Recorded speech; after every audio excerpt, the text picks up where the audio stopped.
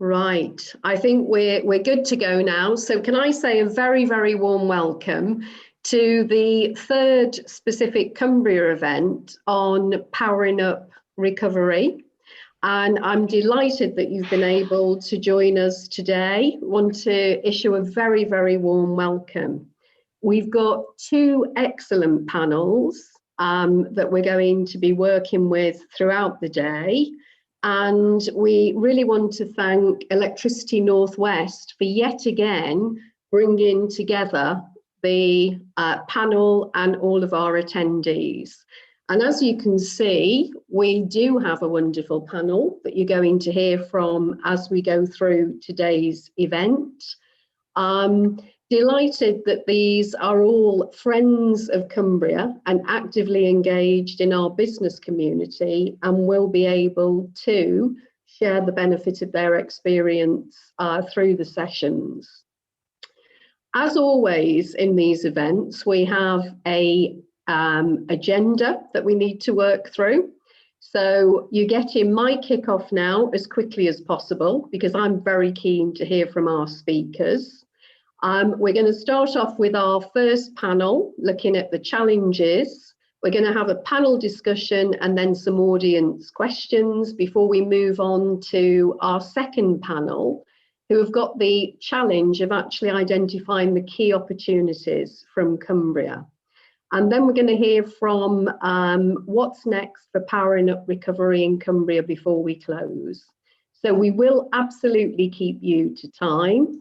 The key questions that we're looking at today, you can see on the screen, but really focusing on the challenges for business and political leaders on the road to a green recovery and how we can make zero carbon a choice for business, consumers and communities.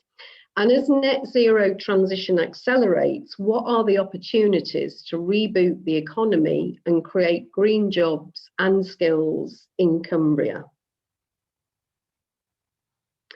As always, there is housekeeping, and sadly today it's my job to try and manage the housekeeping. The session is being recorded, so no swearing, no misbehaviour, and because it will be posted online. Please do use the hashtag #PoweringUpRecoveryCumbria and tag @Electricity Northwest and @DevoConnect to join the debate online. There will be live polling questions throughout the session for both panelists and attendees, so do get involved. And whilst the panelists are talking, please use the chat function to share opinions and comments. And what I'll be looking to do is to pick up on those and put them to the panelists. And a reminder for our fabulous panelists, will they please mute their microphone when they're not actually speaking? And because we don't want to use the fabulous phrase, "you're on mute," please do remember to unmute before you start speaking. So that's definitely the phrase of last year, isn't it? So we've got the housekeeping out of the way. And what I'd like to start with is a very warm welcome to Paul Bircham from Electricity Northwest. Paul is the Regulation and Communications Director of the business, and he's going to kick us off with the opening address. So over to you, Paul. Thank you. Thanks very much, Jo. And it's fantastic to be here doing this kind of event again and to be joined by all our friends from across the Cumbrian stakeholder community. I'm really looking forward to your thoughts and your views being expressed today. We find these events incredibly helpful, incredibly valuable, and we're delighted to be having another one today.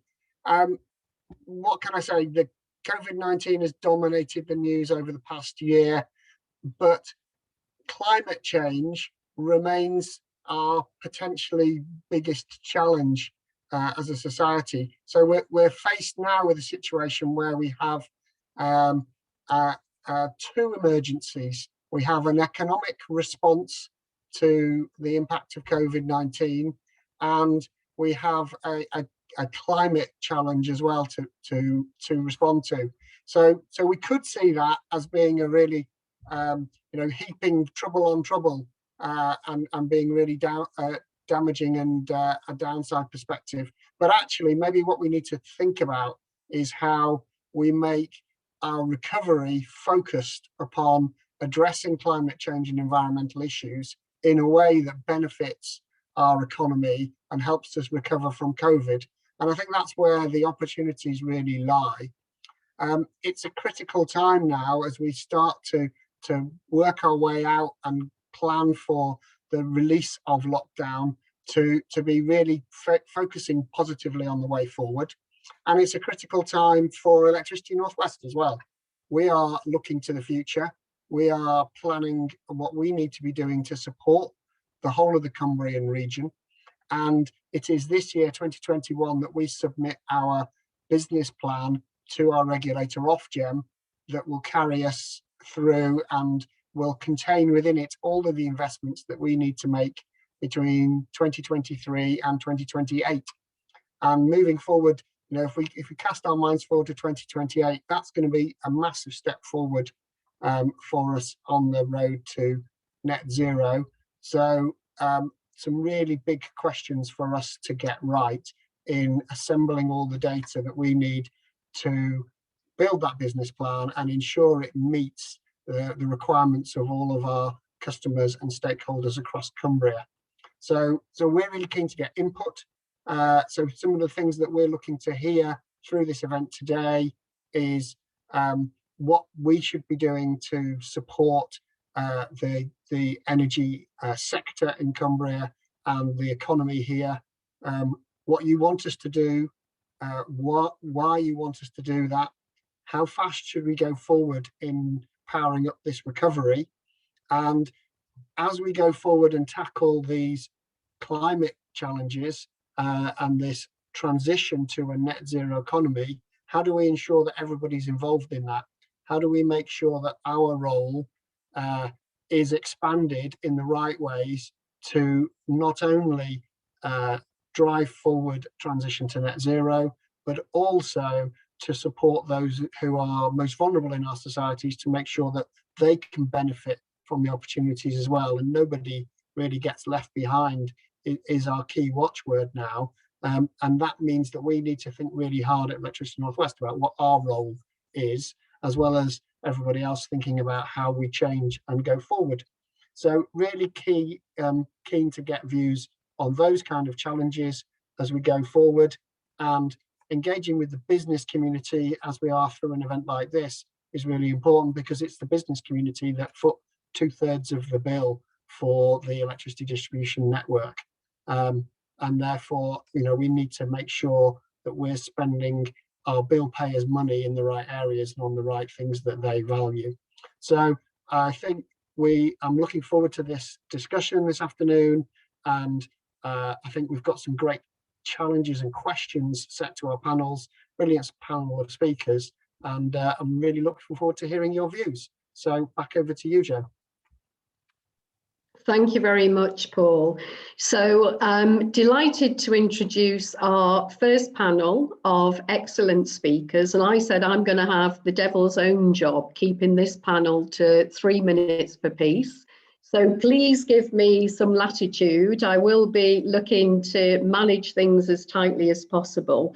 But delighted to be joined by Trudy Harston, MP for Copeland, Paul Foster, Development Manager for the Federation of Small Business, Suzanne Caldwell, who is the Managing Director of Cumbria Chamber of Commerce, Gary Shuttleworth, Business Development Director at Morgan Sindall, and Baroness Sue Hayman, former Workington MP and now elevated to the Lords. And what I'd really like to start by saying on this panel is these are people who have made a phenomenal contribution to Cumbria's economy, businesses, and we are genuinely delighted to have them with us today. So you already know the question that we've invited them to consider, which is about the challenges for businesses and political leaders on the road to a green recovery. And how do we make zero carbon a positive choice for our businesses, consumers and communities? And I think we're leading off with you, Trudy, if you'd like to kick off, please. Thank you very much, Jo.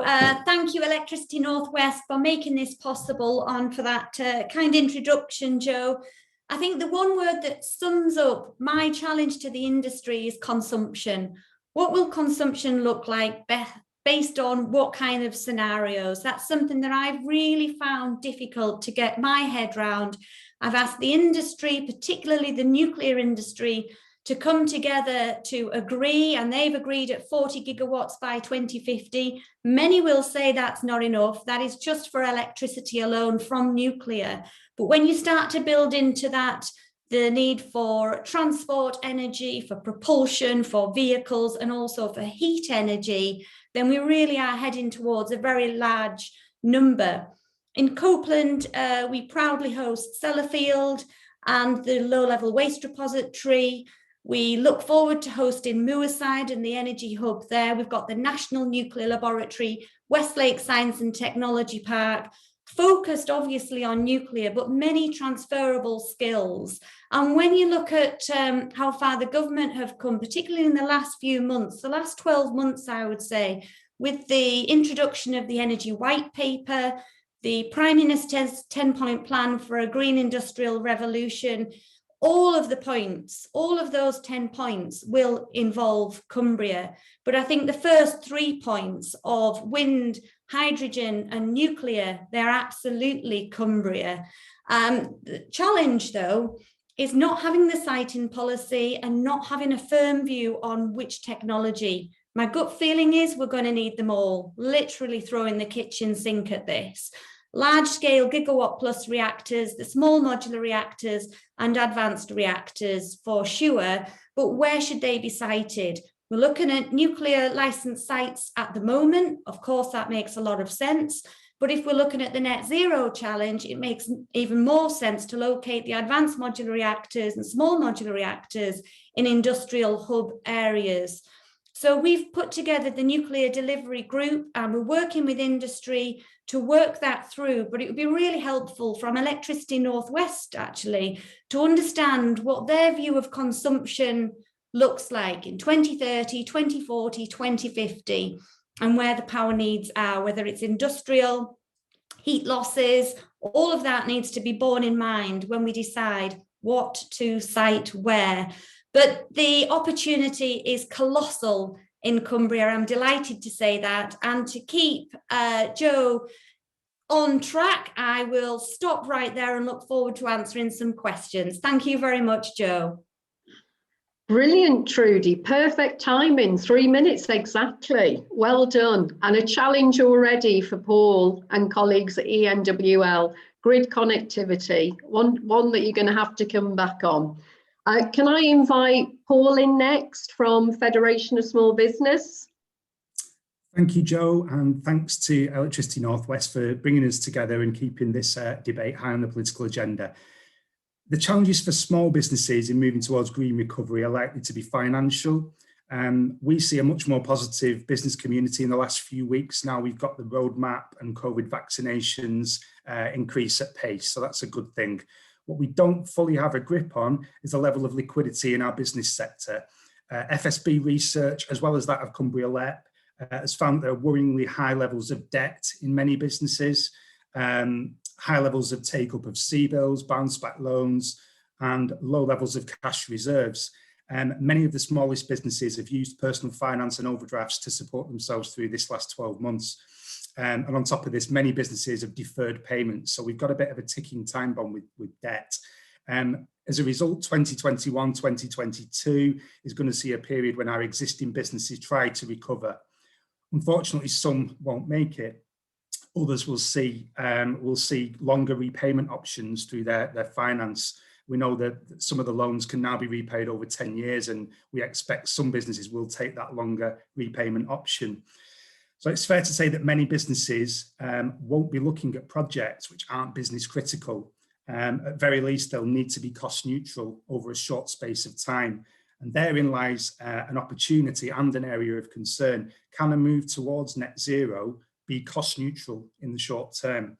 Investing in plant and machinery upgrades often has a short-term cost with a longer-term payback. And many businesses, particularly small businesses, are not thinking long-term at the moment. Many small businesses are working on a short-term business plan cycle. So I think that's something we need to think about. This has got to be addressed through support to businesses in terms of financial incentives and also the expertise to move towards net zero. Most small businesses won't have a grasp on what their options are for increased eco-efficiency, and they're going to need some one-to-one support.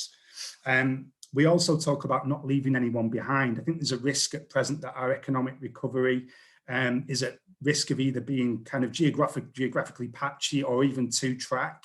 Affluent areas potentially recovering more quickly, and individuals and businesses kind of spending reserves that they may have, whereas in other less affluent areas, we're going to see more of a focus on repaying debt. So I think that's something we need to factor in. The budget announcements on levelling up funding are very welcome. They don't solve the individual problems of the businesses operating in these areas. All of this matters when we talk about net zero ambition, because we won't be a county or a country in the same stages of recovery at the same time.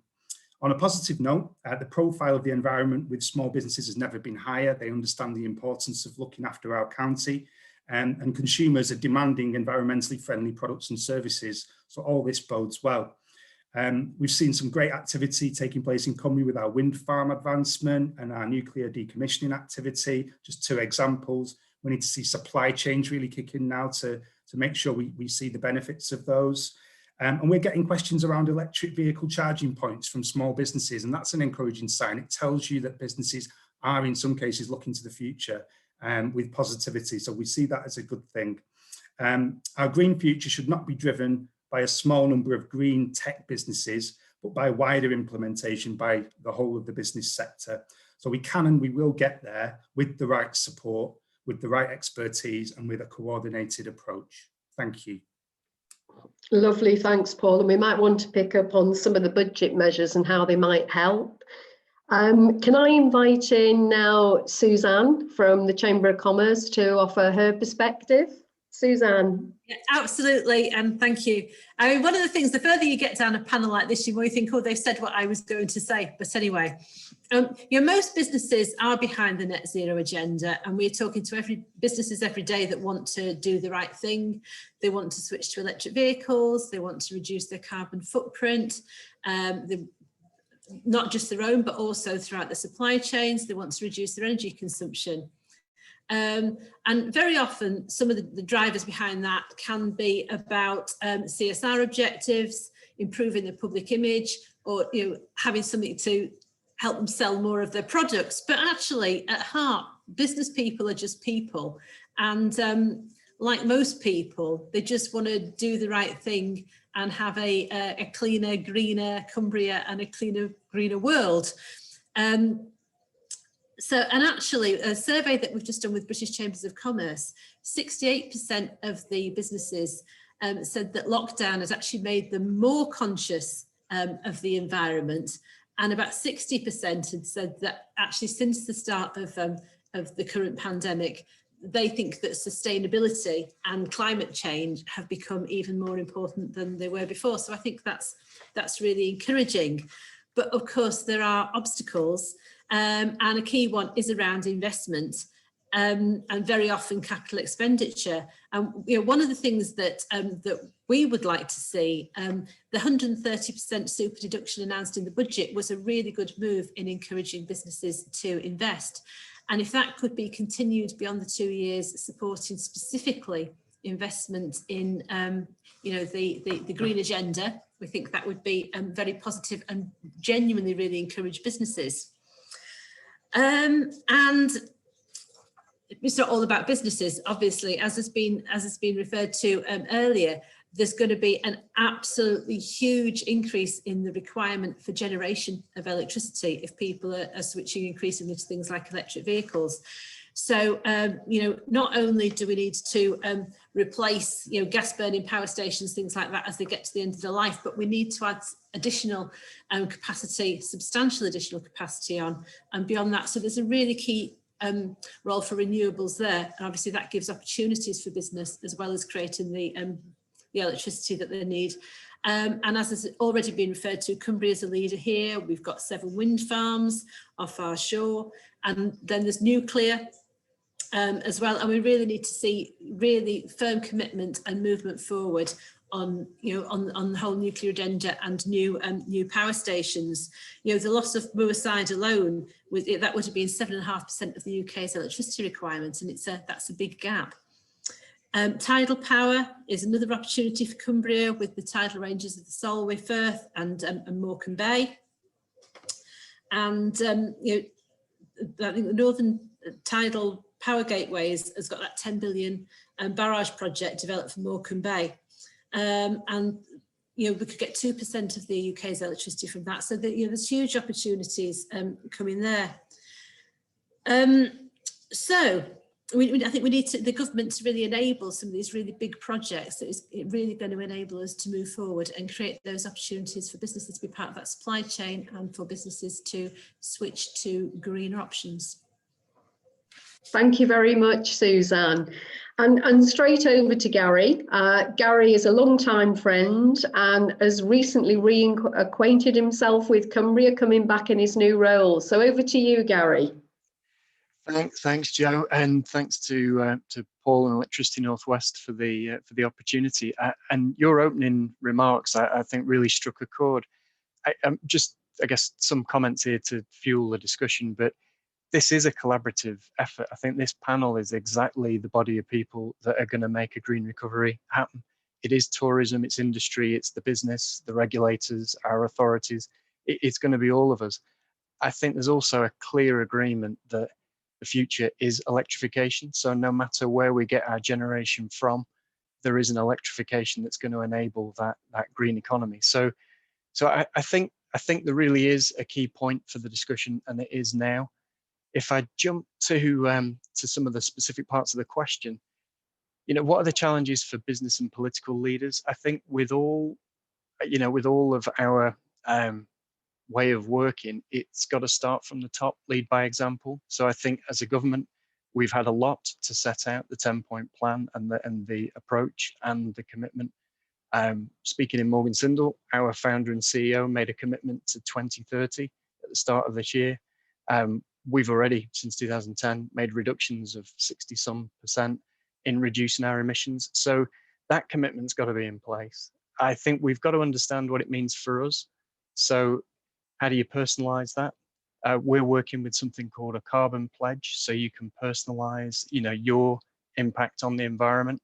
And I think that will be a key challenge because people have got choices, and if they don't understand how to make a choice, or if there's mega barriers to achieving, you know, an economic home energy system, then they'll not make that choice and they won't know what difference they individually will make.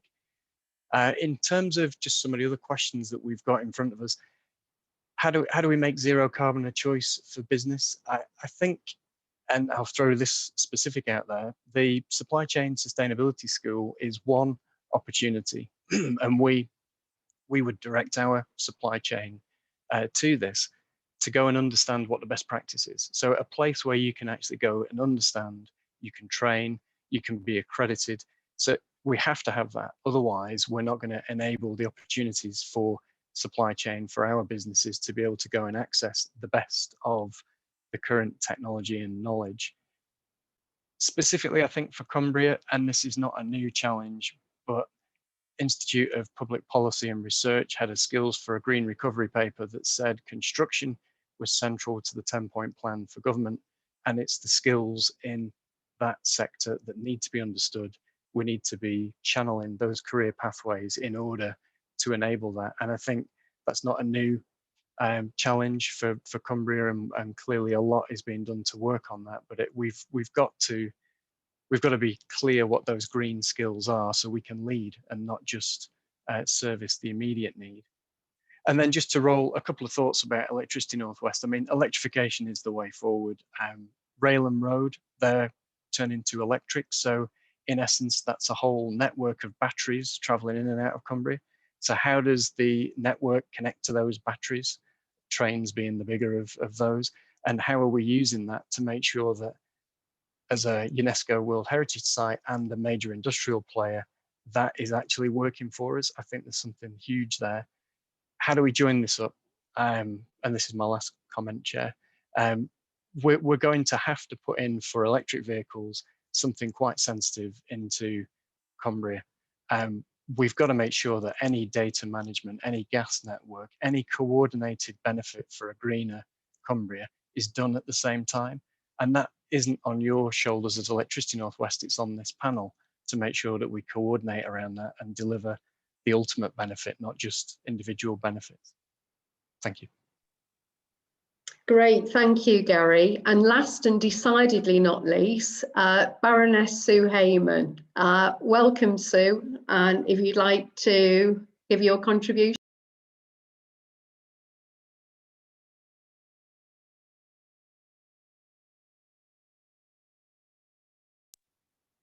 Does it not want to unmute?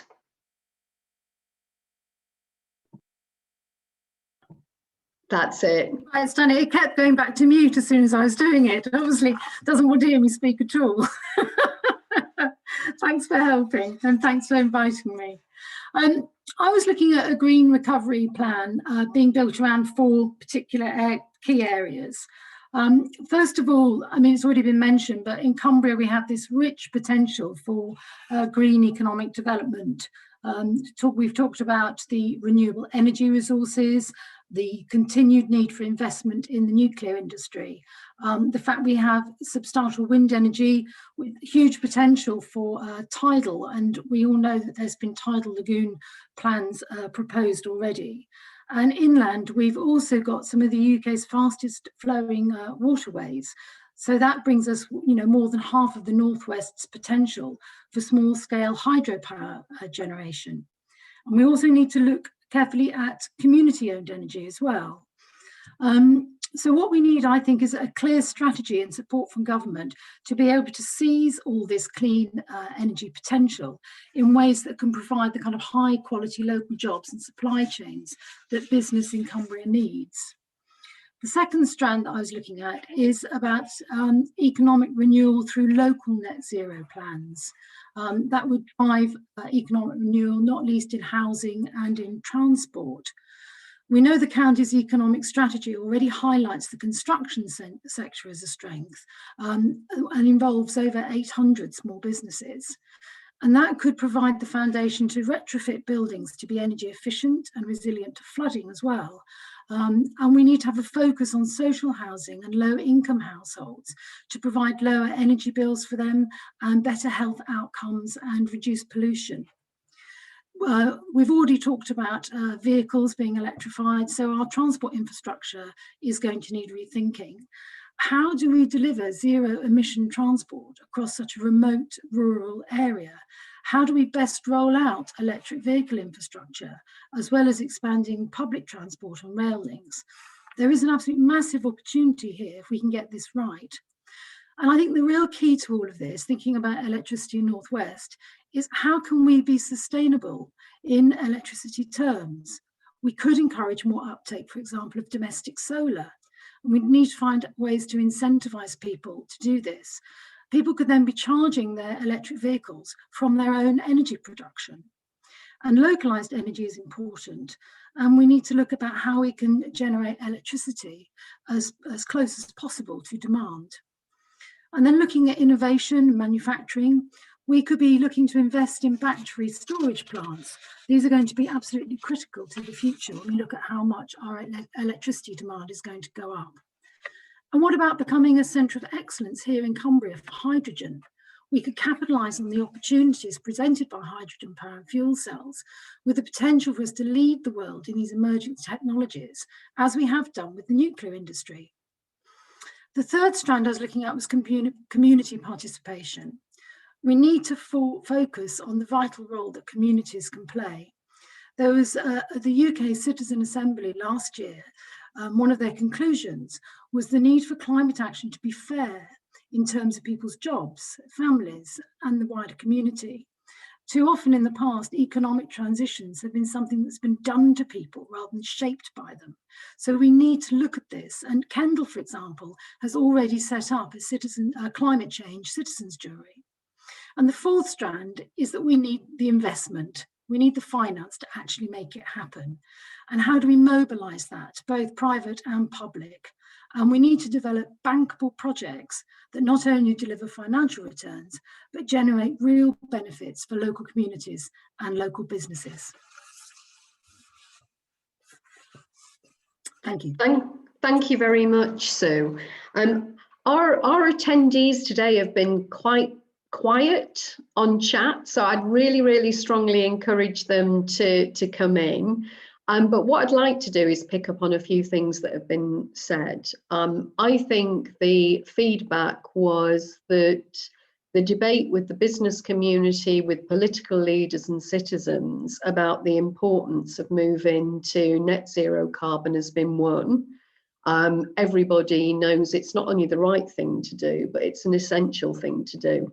And a horrific statistic I heard is that in order to actually deliver by 2050 globally, we'd need to build a huge new nuclear power station every day and the world's largest wind farm every day. So that's the scale of the challenge that we're looking at. And I think we'd like to pick up on a couple of points. So from a political perspective to Trudy and to Sue, what, with your magic wand, would you most want government to do if you just had one wish? Trudy, can I start with you? And you're in a perfect opportunity to influence. I am. I don't think I actually need a magic wand. I think government have actually set out the beginning, certainly, of some really good policy. But it's actually for industry to come together and collaborate on this, because I have a bit of difficulty in getting gigawatt plus developers, small modular reactor developers and advanced modular reactor developers in a room together. There's too much competition because the threat seems too large that they won't all be needed. And I'm confident that they absolutely will. But if we actually agreed on that consumption of electricity by what date, in which way, and we got government to acknowledge that, then I think it would really help the technology developers, the private sector to come together without the fear of threat that it's going to be one rather than the other. So it's collaboration, and I think the big thing that government can do there is agree on a number or a series of numbers and a series of scenarios to provide that certainty. Brilliant, thank you, Trudy. And Sue? Yeah, I mean, I think that the big thing for me, and has been for years, is that Cumbria has never really had that proper long-term investment in our future. I mean, the lack of development of Moorside, I think, is an example of that. And the other thing I think is really key, if we're going to attract investment and attract business and really have a huge economic recovery in Cumbria, I just think we need better transport links. We really do. And the more you get investments east of Penrith instead of west of Penrith, the more and more we get left behind. So I would ask, let's have some serious investment in transport and industry in Cumbria. Thank you, Sue. And if I can ask a question to both Gary and Suzanne, one of the questions that's been asked in chat is, do we feel businesses have a good enough understanding of the benefits of moving to net zero? And I'm saving another question for Paul based on what he said. So Suzanne, do you want to lead off? Do businesses know what's in it for them? I think it's not as straightforward as that. I think to an extent, a lot of businesses can see the opportunities of it. But even where they can see the opportunities, there's still the challenge of the cost of getting there and the knowing how to to take advantage of the opportunities. But also, there's got to be opportunities that they haven't even thought of yet. There's running a business day in, day out is hard enough on its own without really looking into the depths of all the things that you could possibly do to take things forward. And there'll be some huge leaps that aren't even in anybody's imaginings. So I think there's a job of work to do there in raising the awareness of some of the day-to-day easy stuff and how you do that still, but also in getting people to really use their imaginations and look wider. Thank you, Suzanne. And once Gary's answered, I'll ask a supplementary around the how. So Gary. Yeah, so I touched a little bit on this in the opening remarks, but I think it has to become a part of the way that you do business, just in the way that, and particularly Cumbria leads in this area as well, that social value tends to be a way that many companies just do their business in Cumbria. So I think that you have to get to that point. There's got to be a business benefit, and there's nothing wrong with that at all, because that's how businesses work. So there has to be that benefit. I think there are many things that are out there at the moment that do incentivize businesses. So if you look at the electric vehicles, the government clearly incentivized for businesses that, you know, staff can take electric vehicles with much reduced taxation. So that drives, forgive the pun, but that, you know, that drives people to then take that option. So there are hard mechanisms that can incentivize business in a certain direction, but I do think we're at a point now where this becomes a belief that we know it's the right thing to do, that we can then put things like science-based targets around business and you can measure it, and then we can get to the individual and say, look, here's a carbon pledge, this is how you make your difference, and that be important. And of course, you know, we then tell our children this, and then they tell us afterwards what we're not doing as good as we could. So I think that's the cycle we need to get into. Lovely, thanks, Gary. And in terms of the, Suzanne, you had some sort of very clear, these are the things that need to happen. What do you think the right mechanism is to deliver those things? Well, in terms of educating people, I think one of the big things that really makes a difference to business is if they can see those things operating in practice and see real practical examples of them. It's all very well somebody putting out a paper or making a video saying, oh, this is what you can do, or this is what you should be doing, worse. But what really makes a difference is if they can see actual demonstration of other businesses that they can go and visit and talk to about the difference it's making, how easy it was to do, what the benefits it's delivered to that business. And that's the thing that will make a real difference to businesses. So some fabulous case studies and promulgating Absolutely. those well. Paul, you set yourself up for this question in terms of the incentives that business needed from government and others to be able to deliver on this. If you could be looking at one thing that you would have liked to have seen in the budget, or to pick up on one thing that was in the budget, what would it be? That's really an unfair question, but I'll do my best to answer it.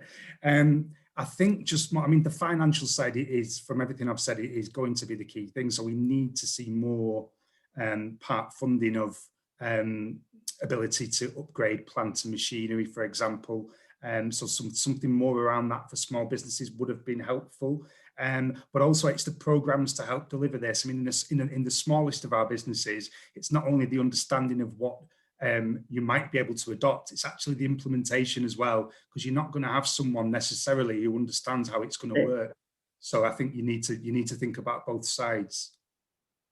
I was going to say, it wasn't that unfair, Paul. You were at our budget briefing special Berg last week, so it wasn't really, was it? And the sort of final question we've had come through in chat around retrofitting. And really, this has got to go to our two politicians. There is an architect who's doing some work on retrofitting a building, but there is still a 20% VAT on retrofitting of buildings. Can that be sorted? Trudy and Sue, What can we do about it? I have a huge personal interest here. I think we're on our 7th renovation, and actually this time we're using lime plaster, which is a first. Taken off. So I live in a house, despite what the media may portray of politicians, I live in a house without any plaster, no flooring, and we've been like this for about 12 months now. So it's been pretty tricky living with my children who are working from home in such an environment. Completely agree though. It's frustrated me for a long time that if you build a new house, you get that VAT reduction. But if you take a much needed house and apply copious amounts of tender loving care, you get nothing in return. And in an area like ours, when the land values are so low, in all my experience, I've lost money from redeveloping period properties because you just can't get the amount of money you've spent on it, particularly when you're in the Lake District National Park. So you have to put that slate roof on. So we've brought out many things. I mean, we've had the renewable heat incentive and the feed-in tariffs. They've worked pretty well. But further incentives, I actually really agree on this. And I think we could bring in the British Research Establishment. It was a project I dealt with in Bootle, where I live, to look at how we can learn from Sweden and those kind of Northern European countries to build in heat networks. So I'm pleased to say that the government are bringing out the decarbonisation and heat work strategy very soon, and I hope we'll have some good news on this, because if we can tackle our heat losses, we'll be well on the way to a much improved situation around the thermal envelope of buildings. Thank you, Trudy. And Sue, anything you want to add on the VAT question? Yeah, I mean, I mentioned retrofitting to begin with, and it's important about energy efficiency. But I think it's also important, you know, in an area like Cumbria, that we look at how we retrofit for flood resilience as well. I think that's a really important thing to do alongside energy efficiency. But also, you know, thinking about what we were talking about, how to support the most vulnerable in our community, those who need the most support. Retrofitting provides an opportunity for that as well, to give people better housing with cheaper bills, and, you know, to better health outcomes as well. So I think it's important that we look at that. We do have a problem, as Trudy said, with older buildings. There's a lot of older buildings in Cumbria. It's much more difficult to retrofit. I live in a 17th century property. It's actually much more complicated to look at how you you know, you can't have a lot of the basic things that you would put into a new house, for example. So it is more complicated. So we need to think about how we invest in every property in the county, but also then how we can incentivize people to actually pick this up for themselves as well. Lovely, thank you. Right, can I say a huge thank you to all of our first panel members, to Trudy, to Paul, to Suzanne, to Gary, and to Sue. Really great opening panel session. I now want to hand you back to Paul, because he's going to take the views of attendees with his poll. Paul, over to you, please. Okay, thanks very much, Joe. Yep, so we're going to quickly pop our first polling question up on the screen. There it goes. So in reflecting on this green recovery and how Electricity North West can help, we're interested in views on where we need to focus. Should we be focusing more on net zero? Should we be focusing on keeping bills low and protecting customers in vulnerable situations? Or actually, do we need to do both here? Is it a balance of both, and making sure that we're taking forward all fronts and making sure no one's left behind? So if you could click an option there and then click submit, we'll get some scores on the doors. So I've had 22 votes so far. Oh, a few more coming in now. So I think when we can, we'll flash the results that we've got up so far on the screen. Let's have a look. And there we go. Most people say we need a balance, but there is a small number saying, well, net zero is your highest priority. So I can understand that. So that's a very interesting piece of results. Thanks very much, everybody, for your votes there.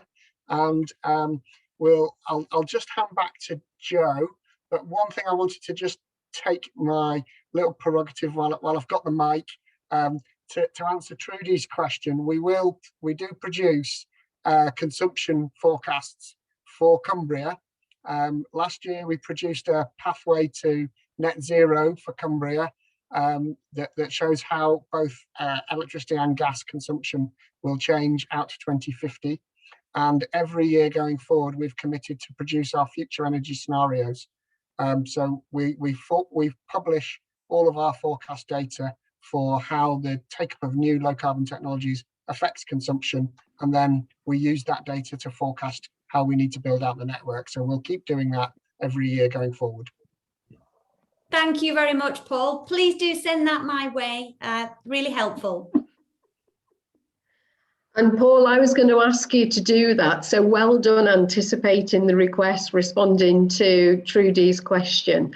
And the great thing is that in Cumbria, there's a clear recognition that everything needs to be done in balance. So whilst net zero is hugely important, we can't leave our most vulnerable people behind in the process. So moving on to our second panel. Can I start by, I think we're going to change over now so we can see our next fabulous panel. So our second panel are going to be looking at, as the net zero transition accelerates, what are the opportunities to reboot the economy and to create green jobs and skills in Cumbria? And again, we've got a fabulous panel of speakers. We've got Tim Farron, MP for Westmorland and Lonsdale, Gill Haigh, Managing Director at Cumbria Tourism, Hanna Latty. Hanna's the Acting Head of Strategy and Partnerships at the Lake District National Park Authority, and Andrew Harston, Barrow Port Director from Associated British Ports. So delighted to have this group with us. We already know what the question is. Can I ask our audience, please don't be shy, because what happened with 1 minute to go in the last question section, we got 3 fabulous questions posted through that we didn't have time to ask. So please do keep them coming before we get into the discussion session so that I can ask the questions. And for those that did raise a question, we promise that ENW will come back with responses, so they won't be forgotten. And if we get a minute at the end, we'll wrap them up. So you know what the question is, you know who our fabulous panel is, and if I can ask that Tim leads off, please, and gives us his thoughts. Right, well, I saw one of the questions that came up towards the end of the last panel, which was really interesting as well. So thank you for having me. Thank you for the first panel. It's great to be on this one, and thanks all of you for joining us. One of the hangover questions was about, don't forget the agricultural economy, and I just think that's where I'm going to start, given I've only got 3 minutes or so. We're in a really exciting period. So you all know what I think about us leaving the EU, but when I used to get asked this question back before it was a thing, and I was asked, is there anything good about leaving the European Union? The one thing I could think of is not being in the common agricultural policy. And so here we are. And so the government is literally this week announcing what it's called the Sustainable Farming Incentive, which is the entry level to the entry level of the new form of farm payments that farmers will have. So they're going to be phasing out of basic payment schemes over the next 7 years. That's going to be a big drop in farm incomes immediately, and then over the next 7 years we're going to move towards, it's acronym city, this ELMS, Environmental Land Management Scheme, remember that, and the SFI, Sustainable Farm Incentive, is the first step towards ELMS, and that was announced literally yesterday. And I think that there are varying views about this, but mine are very clear that you need to bring in, though we need to widen the net as wide as possible to bring in as many farmers and land managers as humanly possible in your entry level. And we get very, very specific about all the environmental asks we'll make of them as they go up the tiers. But if you make the the bar too high too early on, you'll keep farmers out of the scheme. Therefore, you won't have your partners in the countryside to deliver environmental goods. What are those goods? They are, water quality. They are biodiversity. They are peat restoration. They are woodland. They are making sure that we have that sort of slightly intangible thing, which is the glorious aesthetics, which underpins the fact that we are Britain's second biggest visitor destination after London. And given I've only got 3 minutes, I'm going to move on to that next. We can talk about more about agriculture later if you want. But I think the fact that tourism and hospitality, biggest employer in this county by far, 85% of the people who come and visit in normal times are coming by private motor car. We have to do everything we can to try and move them out of cars whilst getting them here. And so clearly the bid that's I'm proud to be sponsoring, and which the county have put in, and Cumbria Tourism behind, lots of other people as well, the National Park also, and to have a passing loop on the Lakes line, which basically doubles capacity and means that we've got the chance to feed into the heart of the Lake District, people travelling via green transport, particularly given we know how much of our overseas market does use public transport when they're allowed back. That seems to be a big, tangible infrastructure project that would make a huge difference. And lots of other things I could say, but just to, given there's not much time in this opening bit, two quick other things. One is, education, training and skills. That's so important. If you look at a map of Cumbria, you'll see that particularly the central and eastern parts of Cumbria are some of the oldest parts of the UK. And in terms of average age, you'll see that our retention of young people, particularly in South Lakeland and Eden, is shocking. We lose maybe about a third of our local young people and they don't return. And so the importance of us having really high quality training and education here, and the opportunity for people to work in the community in which they've been raised and to draw people from outside is massively important. And so I think the potential loss of Newton Rig is just a total tragedy and an avoidable one. And by the way, now the government's changed the rules over farm payments. There's no reason why they couldn't decide to fund that directly as a national agricultural land and training college, which is something I would be asking them to do. And the final point is this: there's loads of people gone through the most appalling times over this last 12 months. And at the same time, you've seen lots of those who've been hit the most have been those who are small businesses, those who've actually set up their own business in the last 24 months in particular. But we've also amazingly seen the biggest birthing in the country of new startups. And so we have to see that this is a real opportunity for us as we see people working from home remotely and understanding, even more than was the case beforehand, you can live in a glorious place like Cumbria and earn a living now. Which was not easy for many people to do before the rise of broadband, and now, of course, with the normalisation of home working. And we have to be able to see that as a huge opportunity for us, because there's a lot of people out there with a skill and with a talent, and without the first foggiest how to run a business. And we need to help them to do that bit, and not just set up new businesses and to run new businesses, but to know how to do so in a zero carbon way. Loads more I could say, but I'm trying to stick within the limit. Thanks, Tim, and I'm sure we're going to pick up on much of that. Can I now invite Gill Haigh? Gill's Chief Exec of Cumbria Tourism, or Managing Director, I should say. So, Gill, over to you, please. Thanks very much. I think there's going to be that issue that you had, Suzanne, earlier, where we might be repeating some things, but it might mean we're in the same place.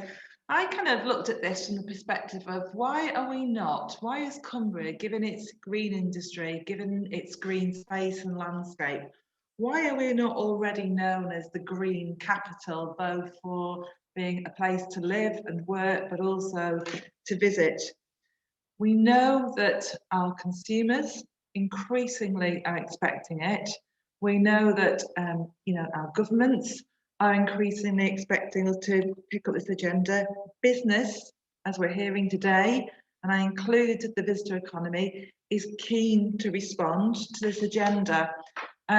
We are at a fantastic time, because whilst I agree with everything that Paul and Suzanne were saying earlier in terms of financial pressures that are on small businesses and business as a whole, and there isn't much change at the bottom of the drawer for investment, we are incredibly open to being innovative and to change, and we are driven by customer demand. That's our business.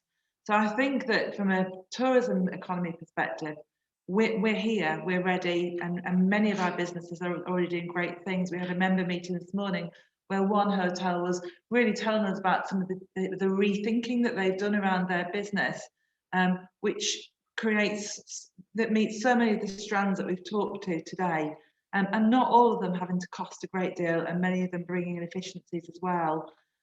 But it can't be, can it? It can't be, you know, one body or one sector taking this on. This has to be a collaborative approach, and I agree wholeheartedly that transportation thing, Tim, that you picked up on there is absolutely critical. Transportation, yes, to get our visitors here and to move people around. We tried this before with some support and funding, and it had a massive impact in terms of changing visitor behaviour. I'm sure Hannah might mention that later. But also for the people who live and work here, one of the fundamental challenges that we've got here in the county is being able to attract a workforce, to be able to find a workforce. And if we were able to move people around through public transport, that would, boy, would that help. And that would help pockets of worklessness as well. I'm really interested in how we use this agenda to inspire people to come and live and work here, but also how to retain people to live and work here. I won't go on about that, we can perhaps pick up on that later, but I think that that has got to link with housing and housing opportunities. I think it's got to link with digital infrastructure and the transport. And also that education provision. We've got some fantastic education provision in and around our county. Let's harness that. And I think that finally, and I would say this, wouldn't I, you know, as a destination management organisation, we've got a real opportunity here to support businesses, to build the brand of Cumbria as a you know, a green tourism destination. But it does need a joined up, coordinated, ambitious approach that we need to start and take forward now. Gill, lovely, thank you. And can I invite Hannah in next, please? Yeah, hi everybody. Thanks, Joe, and thank you to Electricity North West. What I would focus on in terms of the opportunity is a lot of what's already been mentioned, actually, from Tim and Gill.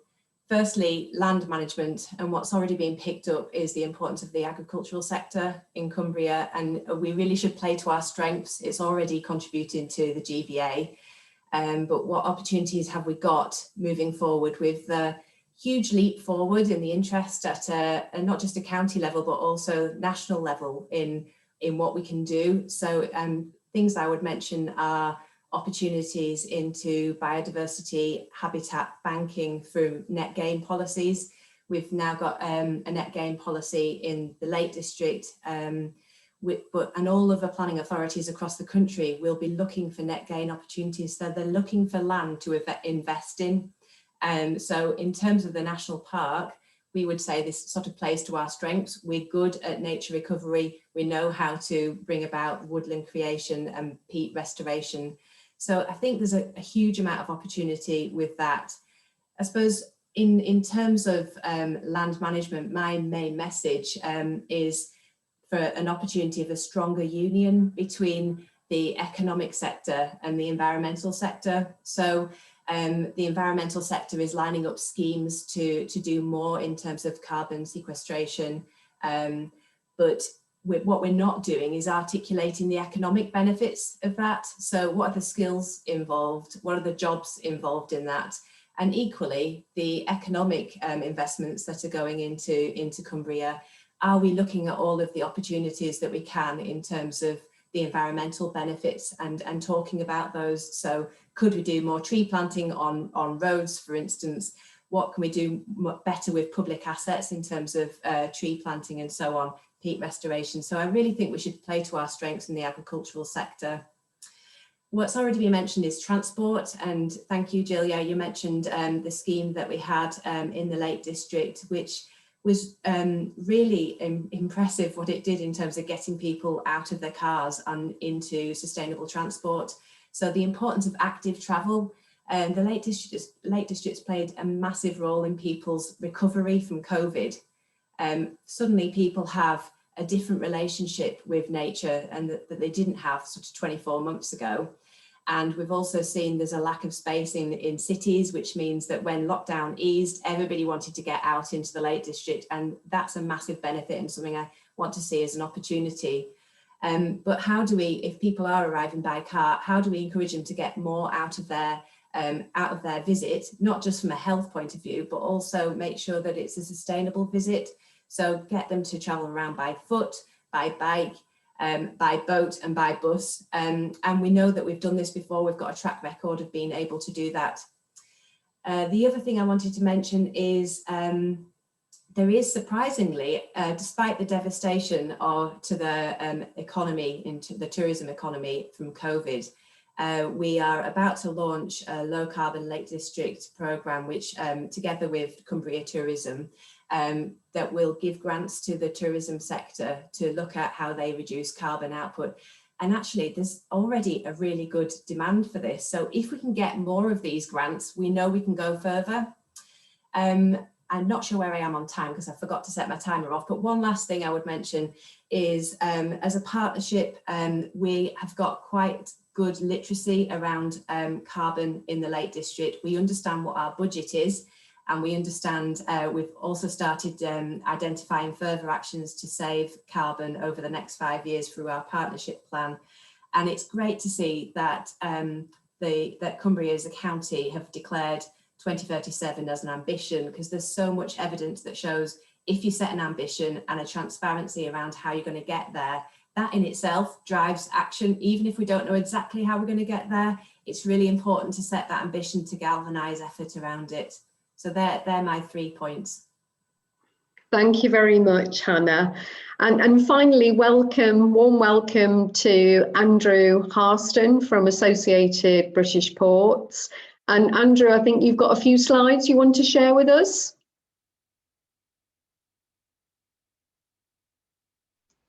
Sorry, Joe, just making sure that I unmuted rather than started to speak and fell foul of being the only presenter to have muted themselves. So, yeah, that's who I am, so don't worry about that.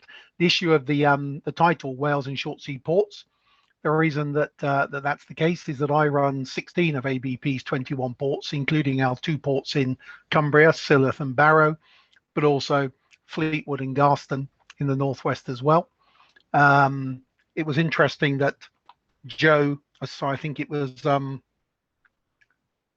mention earlier of the uniqueness of Cumbria, looking at wind, hydrogen and nuclear. Well, for my sins, I'm also appreciative of Joe describing today as Friends of Cumbria, because I'm sitting in Suffolk, where we're facing exactly the same challenge off the coast, and we seem to vie as to who's got the world's biggest wind farm at the time. We also have clearly well, at least 2 nuclear power stations in Sizewell C currently, as we all know, unfortunately, because we did a lot of work on Moorside, being the only one that will hopefully still go ahead. And it's important that we campaign for this source of net zero carbon energy as well. And hydrogen, you know, we talked a lot about electricity today, and clearly from an electricity northwest perspective, it's really important that we understand how we're going to get that electricity to all of us as consumers. But actually, from a heavy goods perspective and also from shipping, hydrogen or an alternative fuel to electricity is very much in the play as well. Those were a few statistics on the slide, but if Emily could roll on to the next one. So some themes from our perspective. We talked a lot about transport. I'm not going to make any apologies for talking about transport from a port's perspective. It's what I've done for 38 years, and clearly I sit here looking at Cumbria from the coast. But the point about connectivity and the importance of transporting connections through to the M6 and the ability to move people and goods remains very important going forward. And equally, I would say there's a real opportunity for Cumbria going forward to make better use of its ports. And if I look at Workington, Barrow and Silleth, those 3 ports between them last year handled, what, 2019 latest stats, just over 700,000 tonnes of cargo, with that being broadly divided 50% in Workington and 50% between Barrow and Silleth. I've not counted the odd nuclear submarine, and I hope you'll appreciate that. But the importance of that is that if you take that 700,000 tonnes of cargo, all of which came in through the 3 ports on the coast, that was the equivalent of 26,000 HGV loads that didn't come through Cumbria from the N6 on the county's roads. So I think we should encourage ourselves to see how we can use the ports, distribute goods better, look at those as transport nodes, as well as the ones that are more established. And equally, from our perspective, you know, one of the great things to look forward to is how we can create a better opportunity through greater exports. So as I've said, Cumbria's ports are the region's trading gateways, and I think that opportunity in a post-Brexit world can only grow. I think shipping increasingly is also moving very quickly to a net zero and an improved carbon position, and we should work with that. I think there's also an opportunity for the county, given the presence of DRS in the county, to look at some of the opportunities for rail and how that could be improved and take a leading role, given their clear market leading position. And in that respect, I think there's a real opportunity to help reduce emissions in the supply chain through facilitating modal shift. And it's the same point, if we can get passengers onto rail or passengers onto electric vehicles, a lot of the final mile delivery in the future will be by electric vehicle as well. So it's the same philosophy moving forward. Equally, my second point about port-centric manufacturing, in addition to supporting the trade flows, getting business back into ports, and particularly where there's an element of cargo that comes in. Yeah, sadly, we were unfortunate in that for all sorts of reasons, I'm sure, but it's a pity we weren't selected from a county perspective as one of the 3 ports last week. But that doesn't take away the benefit of trying to bring cargo into a port. Yeah, it is an unusual example, clearly, but there is a very clear benefit of BAE with the submarine program sat next to a port. But that's true of a lot of other manufacturing processes as well, particularly if you're doing something like bringing in construction materials. Gypsum is a good example. We do have that in the county, but then converting that into, say, a plasterboard factory and delivering it to destination takes away a lot of that primary load on the road system. It concentrates the opportunity for employment and for more efficient shared transport. And it also provides an opportunity where you can actually cluster people, develop the skills, and actually create long-term careers. I think also ports are critical, but more importantly, have a role which has continued to develop in decarbonisation. We've seen the continued growth of offshore wind and renewables, yeah, particularly off the Cumbrian coast. As we said earlier, hydrogen and alternative fuels. I think if we can just move on. What I wanted to just illustrate was an example of what can happen in 15 years. So in 2005, on the left-hand picture, that was the port of Barrow without a single wind presence. All of the green areas, which you can see that goes to the right, is the Walney Channel. And then we look at 2018, after the opening of the Walney extension, and we can see the difference there. We've got the Resolution building in the background, but those are all green energy jobs. There's about 350 people permanently employed there. That will typically double during the summer maintenance campaign period. But it's a great example of what's happened over the last 15 years without some of the focus on decarbonisation, super deduction, and hopefully some of the investment incentives that we will see to help Cumbria to take that position in wind, in nuclear, in tidal, but that role between the coastal interface and our needs for energy into a much stronger position in the future. I think that's it. So I think you've just got a substation on the end there, Joe. Thank you very much. Andrew, always delighted to end with a picture of our fabulous wind farm. So thank you very much. I'm going to start with some rapid fire questions before the last few minutes really exploring the skills issue. Now, the first one is for Tim Farron, as he did raise the Lakes Line. A question that's been asked is electrification of the Lakes Line now dead? No, I hope not. The government shelved it or whatever in 2017. I still think it should be done. It's the cheapest electrification in the country, a very straightforward one to do. And we should do it for all those reasons that we've set out already in terms of connectivity, but also carbon reduction. But this offer's on the table, so let's grab it. I think you can do a de facto dualling of that line with a passing loop, and you can electrify. They're not mutually exclusive. It's just that the government has shown a bit of leg on the passing loop while still being not so movable on electrification. But I'm still passionate about both. And thank you to Leanne for that question. And the Restoring Our Railways bid is actually, it's either gone in or it's on its way into the system now. So hopefully we'll get a result from that shortly. The other question that's been asked, which is fascinating, I'm going to more leave it, is from Peter Hensman. Peter's asking why we can't be using for rural housing issues, sheep's wool, which is now a neglected material that's a cost rather than a benefit for insulation purposes. So, Peter, I think we'll log that one because it is really interesting that we need to pick up on. But what I'd like to sort of spend the last 5 minutes is talking about the skills issue, because skills was one of the key issues that we wanted to look at here. And really would like to explore with the panel. There's a sort of very simplistic view that you can move people in contracting sectors very, very quickly into growth sectors. And really would like from each of you, your sort of one thing you would like to see happen that will help make that happen. Our concern in Lappin, and this is nothing secret, is that there is a very centralised skills system at the minute that probably doesn't allow the kind of pivoting we need. But really, who'd like to lead us off? Tim, what would you like to see change in the skills system to deliver the workforce for the future? Well, you've, I think, alluded to one of the key things, which is that we need to be kind of fleet of foot. And, every part of the country is different, but I think we're particularly unique because the combination of sources of employment here and the fact that in so many communities we are reliant on a single source. And therefore, when things change, you've got a whole group of people out there with a skill set that might not be what you need going forward. So I think we've got to devolve that decision making down to local authorities and to local enterprise partnerships so that we actually meet the needs of people in those communities. And it's why, so I'll forgive me for going back on the issue about agriculture. One of the crucial things there is, so the current agricultural policy was very, very tightly drawn. There were things you could do and things you couldn't do. And the government has committed a similar amount of money to the new scheme to what was the case when we were in the EU, but without any of the restrictions.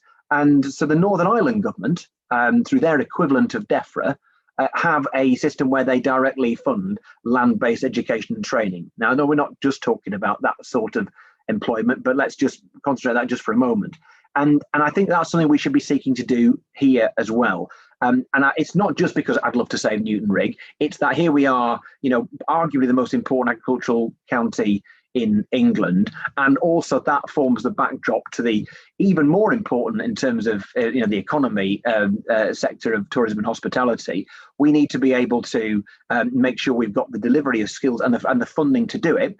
But that means having the locations available, and so supporting our further education colleges, but also looking at potentially having a like I say, an agricultural land-based provider, maybe in several places around the county, is all the more important. Lovely, thank you, Tim. Gill, you next, please. Am I off mute? Yeah, I think the thing that really stands out for me, and this did come out in the tourism sector deal, to be fair, is about valuing and appreciating and talking up the tourism and hospitality sector. So we often think about it as being, or people do often think about it as being low paid work, perhaps temporary work, perhaps something you do between school and your full-time career. It is a career, and it has the most incredible opportunities. It is dynamic, it is innovative, it is creative, it allows you to move so easily. It develops skills that you can transport with you wherever you go. So I think for me, the thing that's there is going back to your point about that development of budget and allowing us to be able to really showcase and talk up the opportunities that there are within the sector. Gill, thank you. And sorry to Hannah and Andrew, going to have to be quick here because I'm conscious that we are rapidly running out of time. So Hannah, what would you like to see happen to deliver the skills in the green economy? I think we need to have skills that help, a pump priming of skills that help us articulate the relationship between the environment and the economy, like I was saying earlier, because I think there's a bigger opportunity there. We've already made a step forward working with partners and yourself, Gill, at the LEP, looking at the green prospectus. So it's pushing forward things like that. Future jobs that I could see coming through are business ecologists, people who can understand how you map natural capital and understand the benefits of that, and understand how to essentially monetize natural capital. So these are the skills that I think we need. I'm not an expert on how to provide them, but I see that as the future jobs that we should be looking to invest.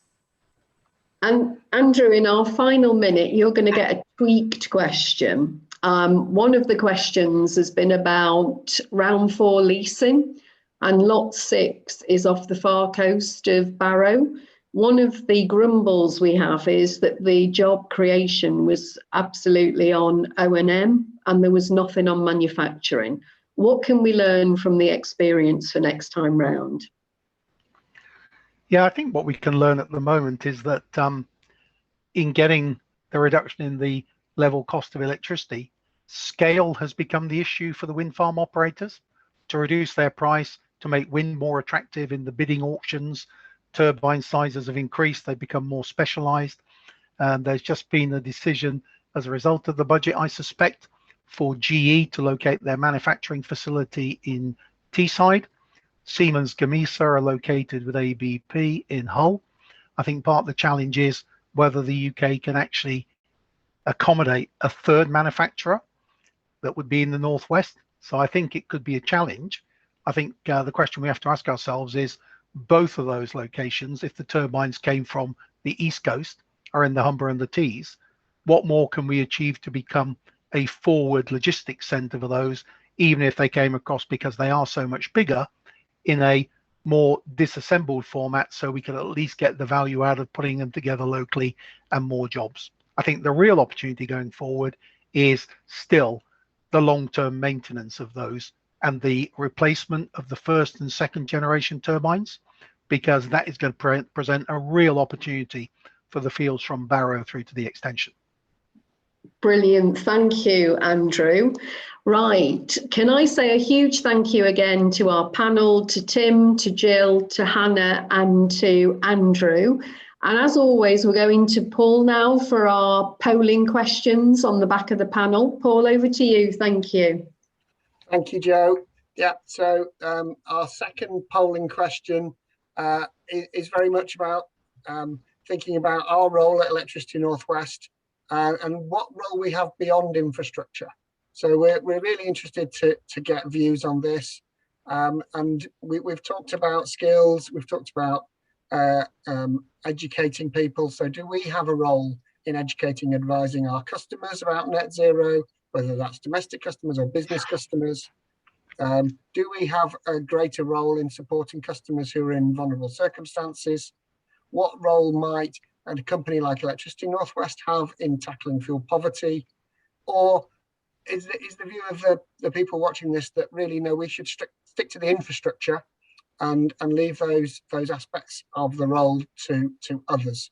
So this one is not a multiple. This is not a single choice. This is tick as many as you like, and then click submit at the end of the survey, please, and we'll see how many results we get in and put some on the screen.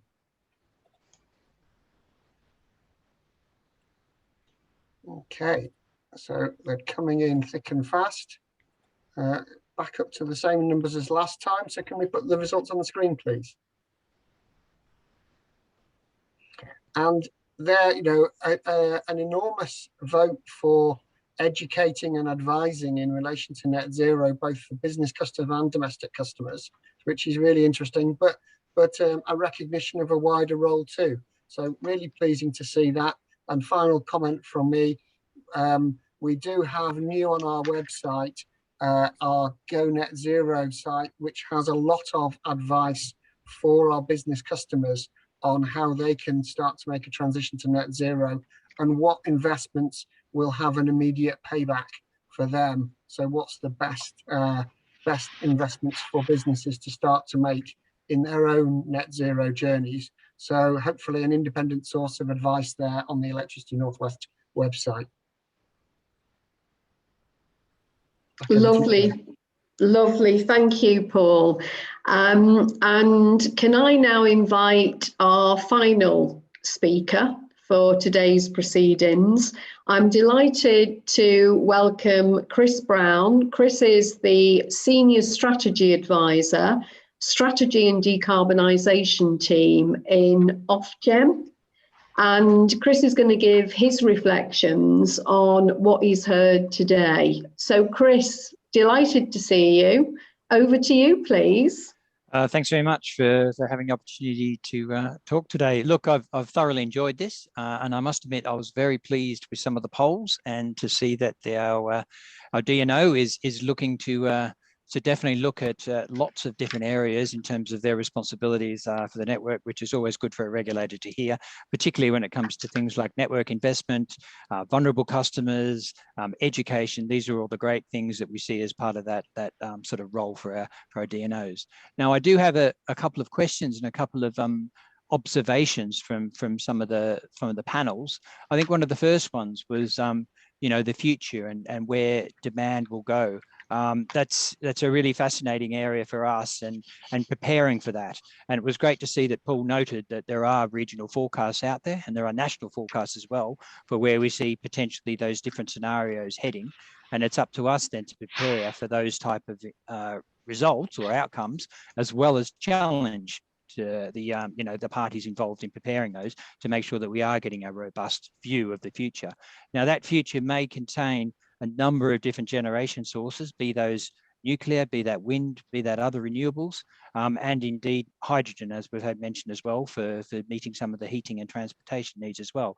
And it's up for us to explore a lot of those different alternatives and come up with potential solutions for that, and to look where there might be roadblocks or barriers to advancing those.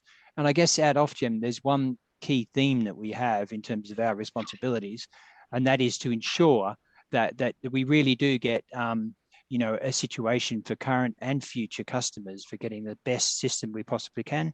And a lot of that revolves around meeting the needs of those consumers, but also doing it at the lowest cost we possibly can, especially as we seek to meet our net zero targets for the future. And that's going to be quite vital. And I've heard that echoed through a number of different panel members in terms of the costs that they may be facing with net zero coming about. But I'd also like to switch that around and say the opportunities that it could present different customers and different parties as we seek to decarbonise our energy system and move forward on that. There's also a couple of other areas we cover off here.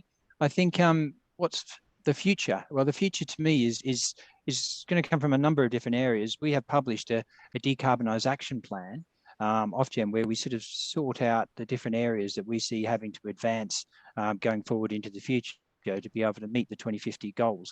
And we've also published our forward work plan where we highlighted a number of different areas where we will be having to deal with to meet those 2050 targets. One of those is getting the infrastructure in place. That involves generation infrastructure that we've touched on, but also the network infrastructure and making sure that it's going to be fit for purpose going forward, and that we can get the generation from points of generation to the points of load needed. Flexibility is going to be a major component of this going forward. Flexibility is going to involve changes to the way we produce, we use, and we store energy. And that's going to be critical, I think, to making sure that we do produce the lowest cost solution that does provide opportunities, both nationally and locally and regionally, for all the players involved. And in fact, I think, especially when we start thinking about EVs and how they may enter into the system, I think ensuring that we use energy smartly, that we end up introducing, new ways of doing flexibility across the entire chain is going to be critical to that. And that probably brings us into a couple of other areas where we also need to focus on. new innovative retail models that can benefit people who are early adopters, but also people that are doing the right thing by the system. They should be there and they should be encouraged, and we need to make sure that we're encouraging those. And that could be through new retail models that help bring about those sort of situations. I think another key area is data. Data is going to help us have more information on where we're using energy, how we're using energy, and the opportunities that new innovative solutions can help unlock through using that in better ways. And of course, the governance systems that we keep everything together. I think there's a need to evolve those as we go forward, and we're looking definitely into that sort of area. Now, I might just touch on a couple of the other questions, unless everything pops up in terms of questions.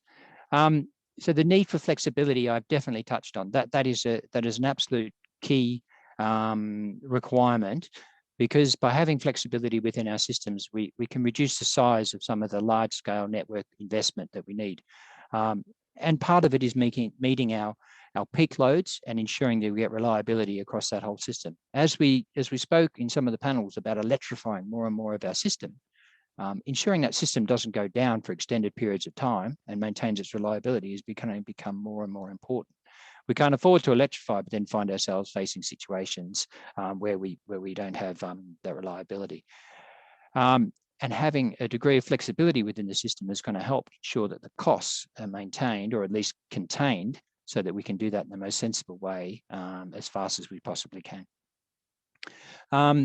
Who pays is a critical question about that. And it's about making sure that we come up with a fair and reasonable way of allocating the costs associated with that. That is one of the reviews that we're currently undergoing when we're looking at access arrangements and how people should bear those costs and who should bear those costs, particularly to do with the network costs that are associated with it. Other initiatives we're starting to bring in is looking for those peak periods of generation and seeing whether we can encourage through price signals ways and business models for people to adapt and deal with those, so that we can hopefully defer some of the larger scale investments that we might see hitting the whole network. I think too that there's an opportunity for us too with COP on the horizon as well. COP is going to be a big focus for how we can accelerate decarbonisation, and it's also going to bring a lot of international players to the shores of the UK. I think there's a great opportunity for us to collectively bring that huge amount of, I guess, enthusiasm as well as thinking power together, and to learn from each other. We, as the regulator, are reaching out, just as I know many other groups are, including government, will be reaching out and trying to find opportunities to share knowledge and to create a legacy for information exchange, and so that we can really learn from each other and that we can accelerate some of these sort of opportunities. Because ultimately, I think COP26 really does sort of bring it home that we aren't facing this alone. This is a global challenge, and this is a global challenge that will require a global solution in some form. But we all have the opportunity, I think, to contribute that in terms of what works for our area, our region, and our country, and so that we can share that information with each other.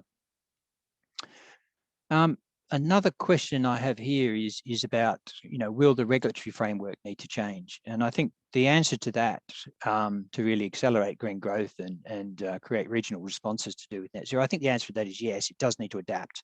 And I think that adaptation is already underway.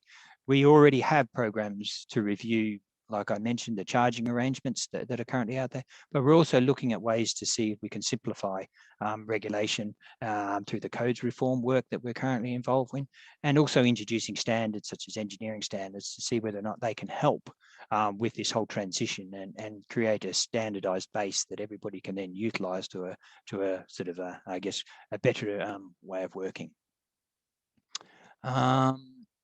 That's probably my spiel. I'll leave it now to questions if that's okay.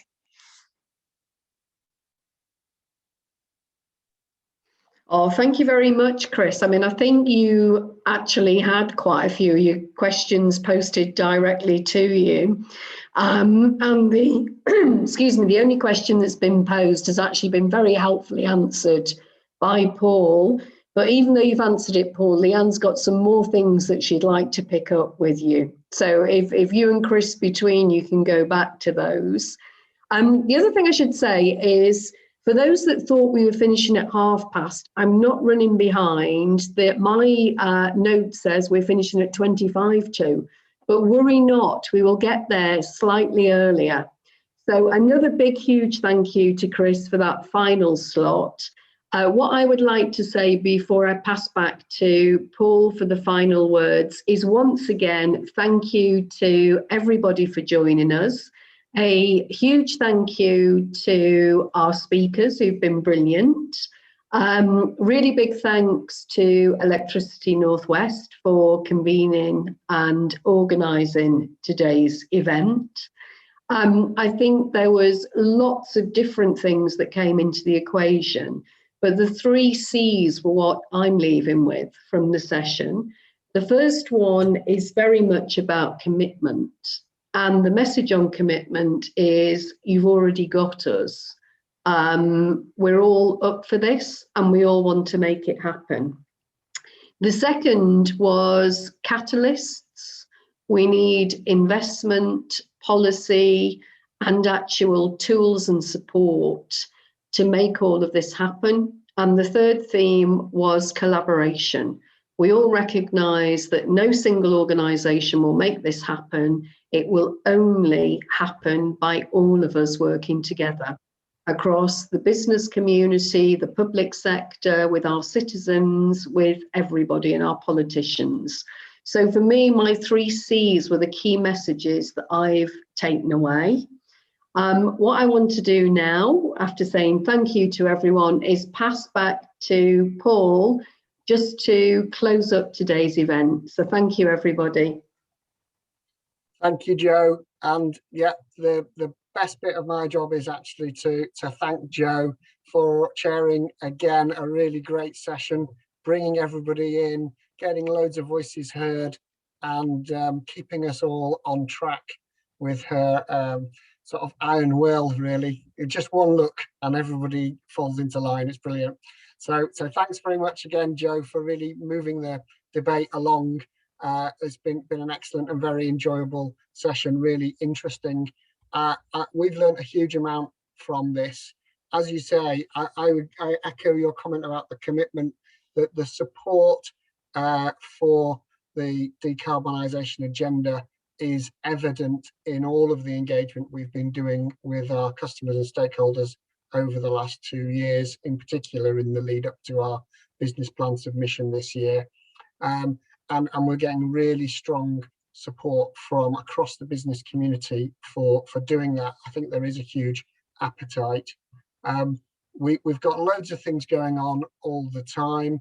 As well as doing the business plan this year, we are also in coordination with Ofgem. We've launched the Green Recovery Scheme. We had phase 1 of that at the end of last year, and phase 2 is our call for evidence on that is still open at the moment on our website, but that will result in a further investment in the network in Cumbria and the Northwest. Some great schemes in that, such as the support for extra infrastructure around Carlisle, where there's the Garden Village, support for electric vehicle charging on the M6. So some really good Cumbrian schemes within that green recovery, and I urge everybody to check out that call for evidence and get your voices heard on which of our long list of projects you'd like to see us take forward into this shortlist. The closing date for that is the 19th of March. If anybody wants to follow up on any of the discussions that have gone on today, and you want to have a quick call to understand more, please get in touch with us via electricity@devoconnect.co.uk, or you can, the email's in the chat there now as well. And we'd really like to hear your thoughts on any of the topics raised today. And then the final thing for me is to keep an eye out for our summing up summit at the end of the year. So having done Cumbria, this Cumbria session today, we've also done one in Lancashire, we've got one in Greater Manchester to go, and then we'll bring everybody together on the 16th of September for our Powering Up the Recovery Summit, which will be a follow-on discussion, and I hope we'll get lots of people involved in that as well. So thanks very much to everybody for attending. Thanks for all the great questions, and I hope to see you all again in September, if not before. Goodbye.